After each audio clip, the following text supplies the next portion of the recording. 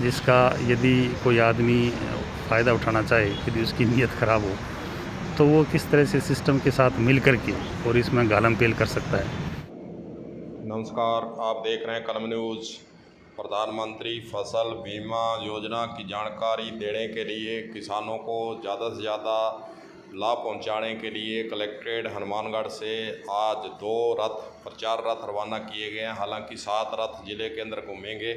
जिला कलेक्टर हनुमानगढ़ के द्वारा हरी झंडी दिखाकर कलेक्ट्रेट से आज 2 रथ रवाना किए गए हैं, जो कि विभिन्न स्थानों पर जाकर किसानों को प्रधानमंत्री फसल बीमा योजना की जानकारी देंगे और प्रचार प्रसार भी करेंगे।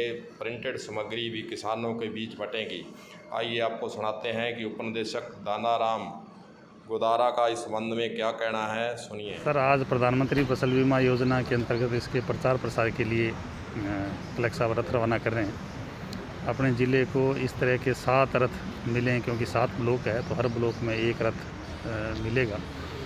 और इसका जो मुख्य काम है वो किसानों को इस योजना के बारे में अवगत कराना है कि इस योजना में किस तरह से हमें काम करना है और इससे क्या क्या फ़ायदे हैं और फार्मर जो इससे किस तरह से फ़ायदा ले सकता है। जैसा कि आपको जानकारी है ही, प्रधानमंत्री फसल बीमा योजना जो है वो किसानों के लिए बड़ी महत्वपूर्ण योजना है और जिला हनुमानगढ़ में इस योजना का बेहतर उपयोग हुआ है। लगभग 400-425 करोड़ रुपए खरीफ में इस बार अभी मिले हैं और कलेक्टर साहब नियमित रूप से तो इसको मॉनिटर करते ही करते हैं और विशेष तौर से हर सोमवार को 5 बजे हम लोगों को अपडेशन देना पड़ता है कलेक्टर साहब को। हम लोग, मैं और बैंकर्स के LDM साहब और कंपनी के प्रतिनिधि, कल भी हमने इसी पे काफ़ी चर्चा करी थी कलेक्टर साहब की अध्यक्षता में, जो कृषि विकास समिति की बैठक हुई थी उसमें। और इस साल जो है, जैसा आपको विदित है, योजना 1 तारीख से शुरू होगी है और फार्मर अपना प्रीमियम बैंक के थ्रू या प्राइवेट CSC के थ्रू जमा करवा सकता है। किसान के लिए 31 जुलाई तक का समय है इसमें वो अपना फसल बीमा करवाने का। और 24 तारीख जो है, 24 जुलाई तक यदि फार्मर के पास ऑप्शन है कि वो इस योजना में सम्मिलित होना चाहता है या नहीं होना चाहता है। यदि नहीं होना चाहता है तो बैंक को सूचना कर दे कि भी मैं इस योजना में शामिल नहीं होना चाहता, मेरा प्रीमियम नहीं काटा जाए।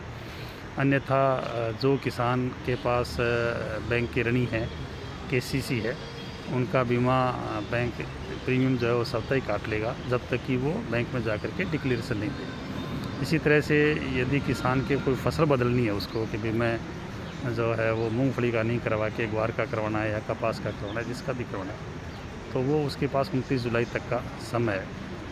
वो अपनी फसल में 29 जुलाई तक बदलाव कर सकता है। उसके बाद 31 जुलाई के बाद जो है बैंकर्स का काम रहेगा और 15 तारीख तक जो है वो बैंकर्स पोर्टल पे एंट्री करके और पैसे भिजवा दें। नौहर तहसील के गांव डंडेला के लोग कलेक्टर से पिछले दिनों मिले थे और शिकायत की थी कि बीमा कंपनी, पटवारी, कृषि पर्यवेक्षक ने मिलकर ग्वार, मूंग के स्थान पर मूंगफली का बीमा दिखाकर, क्लेम दिखाकर घोटाला किया गया। इसकी जांच भी की गई।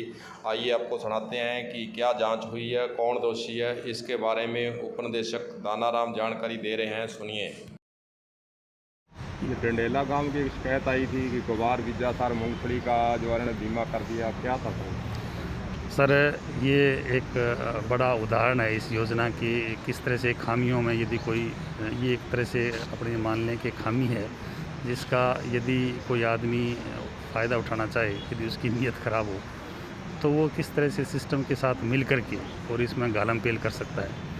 कलेक्टर साहब को जैसे इसका पता लगा, मीडिया में जैसे रिपोर्ट आई, लोगों ने जैसी आपत्तियां करी, कलेक्टर साहब ने तुरंत इसके जांच के आदेश दिए और 3 दिवस में जो प्रीलिमिनरी रिपोर्ट है वो उन्होंने मंगवा ली थी और हम लोगों ने सबमिट कर दी थी। उसके बाद में उन्होंने उपखंड अधिकारी की अध्यक्षता में एक डिटेल कमेटी बना करके और कंप्लीट रिकॉर्ड को चेक करके और रिपोर्ट करने के लिए कहा था। तो अभी जो सैटरडे गया है पिछला, उस शनिवार को रिपोर्ट जो है कमेटी ने प्रस्तुत कर दी। जैसा आप बता रहे हैं वो सही पाया गया, शिकायतें जो थी वो सही पाई गई। उसमें रेवेन्यू का पटवारी और फसल बीमा कंपनी का जो प्रतिनिधि है वो और प्लस कुछ बैंकर्स की ये मान लें कि भाई लापरवाही के कारण या किसी दूसरे पे भरोसा करने के कारण इस तरह की उसमें कुछ कमियां पाई गई हैं। वो रिपोर्ट जो है वो सरकार को कलेक्टर साहब के माध्यम से सरकार को प्रेषित कर दी गई है और उस पर शीघ्र ही कार्रवाई हो जाएगी।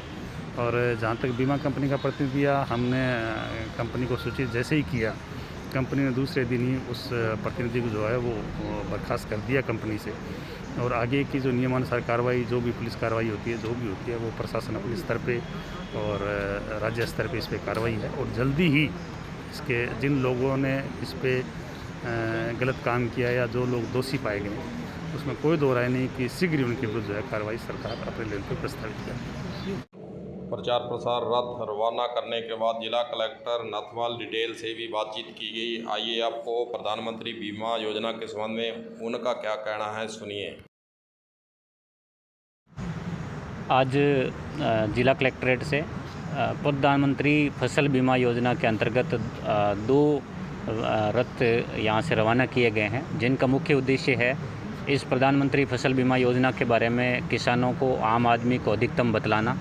जैसा कि हम जानते हैं कि हनुमानगढ़ ज़िले में हर वर्ष रबी और खरीफ दोनों समय इस फसल बीमा के तहत लाखों किसानों को फ़ायदा होता है। मैं भी आपके माध्यम से सभी किसानों से ये अनुरोध करूंगा कि बहुत ही फ़ायदेमंद स्कीम है और अपने जो अभी खरीफ 2021 के लिए 31 जुलाई इसकी अंतिम तिथि है। अपना प्रीमियम कटवाएं, फसल के अनुसार अपना प्रीमियम कटवाएं, ताकि जो एक उत्पादकता फिक्स है कि इतना होना चाहिए, उससे अगर कम जितना भी होगा किसानों को उतना फ़ायदा होगा। और इसके साथ साथ ही मान लो बारिश ना हो या किसी भी वजह से फसल का उत्पादन नहीं होगा, तो भी फसल बीमा जो कंपनी है यहाँ पे अपनी agriculture insurance company of India limited, उनके द्वारा किसानों को जो नुकसान होगा उसकी भरपाई होगी। तो मैं यही अनुरोध करूँगा कि सभी किसान अपना समय पर इस संबंध में बैंक में जाकर के अपना ऑप्शन फॉर्म दे दें। और ऋणी कृषकों का तो अगर कोई फॉर्म नहीं आता है, जो अपना कंसेंट नहीं देते हैं, तो भी उनका बीमा होगा। और गैर ऋणी कृषक भी अपना प्रीमियम जमा करवा करके इस योजना का फ़ायदा उठा सकते हैं। कुछ सर्च कहते भी आती हैं बीमा कंपनी और कर्मचारी अधिकारी मिलकर जो है किसानों का, और खराबा कुछ और है, बीजा कुछ और है, उसका सर्वे दिखा देते हैं। क्या कहेंगे इसमें? देखिए, मैं आपके माध्यम से यही अनुरोध करूंगा कि कल भी हमने इस बारे में विस्तृत समीक्षा की थी।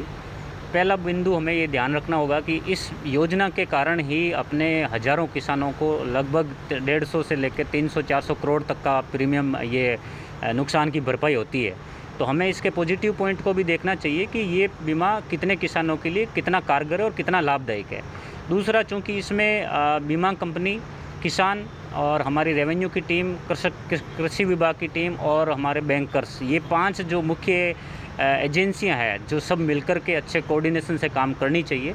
वहाँ पर पटवार हल्के में नाम की वजह से गलती, ऑनलाइन करने के दौरान गलती, प्रीमियम कटने में या कंपनी के द्वारा कंपनी के खाते में जाने में, ये जो विभिन्न स्टेज है, इस पर अलग अलग लोगों के द्वारा गलती हो जाती है, जिसकी हमारा ये प्रयास है कि अब हम हर सोमवार को इसका विश्लेषण करके किसानों के जितने भी नुकसान हुए हैं या कमियां रह गई है, उनको हम दुरुस्त करने का कार्य कर रहे हैं।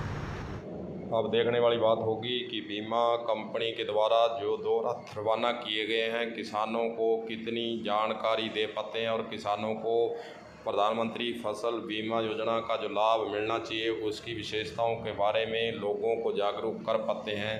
कलम न्यूज़ के लिए गुरदेव सिंह सैनी की रिपोर्ट।